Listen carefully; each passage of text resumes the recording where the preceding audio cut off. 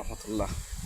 আমি আবারও আজকে বৃষ্টির দিন অপেক্ষা করে আসলাম করলার ভিডিও দিতে আপনাদের। এই যে আমার গাছগুলা, আসলে ইউটিউব চ্যানেলের মধ্যে অনেকেই ভিডিও দেয়, একদিনেই 30 সেকেন্ডের ভিডিওর মধ্যে দেখা যায় গাছ রোপণ, সার দেওয়া, গাছের ফল ধরা, সব কিছু ভিডিও তারা দিয়ে একবারে শেষ। এই মূলত আমি যেইভাবে করছি এটা সম্পূর্ণ আমার প্রক্রিয়া। এখানে আমি কোনো পরামর্শ বা কোনো বুদ্ধি নেই। মাঝে মধ্যে আমি নিজেও একটু ইউটিউব ঘাঁটি এবং ভিডিও দেখি। কিছু কিছু ভিডিও আছে যেগুলো আমার উপকারে আসে, এবং আমার একজন এডি আছে আমাদের কৃষি বিশেষজ্ঞ, ওনার সাথে ফোনে যোগাযোগ করি। উনি অসুস্থ থাকার কারণে আমার বিশ্বাস পরিদর্শন করতে পারে না, উনি আসে মাঝে মধ্যে, ওই ফোনে যোগাযোগ করে হয়। অলরেডি আমার ওই যে ফলন আসছে, এই যে ফুল দেখতে পারতেছেন। আর আমার এখানে প্রায় আধখের জায়গা নিয়ে করলা, এই যে মাছ হইছে। আমার অনেক কাজ বাকি, এই যে বৃষ্টির পানিতে আমি ড্রেনের কাজ, নিষ্কাশনের কাজ করতেছি। এই যে করলা অনেক, আল্লাহর রহমতে এই যে করলা দেখাইতেছি, এই যে করলা ঠিক আছে। প্রত্যেকটা গাছের মধ্যে 2টা 3টা 4টা একটা এই আসতেছে আর কি, ফলন আসতেছে। গাছ এখনো মাছ হয় নেই। আমার এই গাছের বয়স 2 মাস প্লাস। আমরা অনেক সময় ইউটিউবে দেখি 45 দিনে ফসল, 1.5 মাসে ফসল। আসলে আমি বুঝতে পারি না 45 দিন আর 1.5 মাসে আসে কি না। এই যে আমার 2 মাস প্লাস, আমার প্রত্যেকটা গাছে ফল আসছে আলহামদুলিল্লাহ, ফুল ফল আসতেছে। এখন আমি এখনও কোনো ওষুধ প্রয়োগ করি নাই এই পর্যন্ত, আর করব, কারণ বৃষ্টির অপেক্ষা করে এই যে মাটিগুলা পানি নিষ্কাশনের ব্যবস্থা করতেছি। এই যে গাছগুলা পড়ে গেছে, এই আমার বাবাইয়া দেওয়ার কথা ছিল, আরও আগে দিতে পারি নাই। আমি আজকে এই বাওয়ানির কাজটা করতেছি। এই যে ফুল আলহামদুলিল্লাহ। আসলে এই যে এতদিন আমি পরিশ্রম করছি, সবাই আমার নিয়ে একটু আসি মটকারা টাচটা করছে।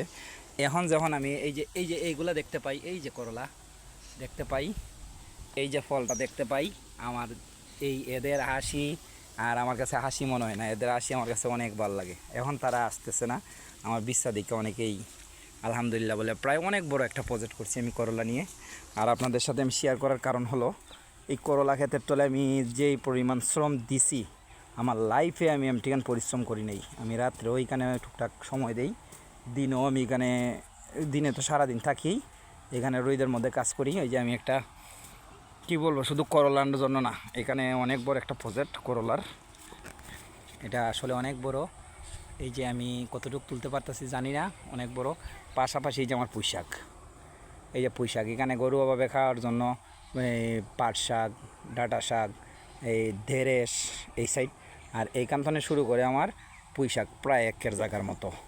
আপনারা ভিডিওতে কতটুকু দেখতে পাচ্ছেন জানি না, কাটার উপযোগী।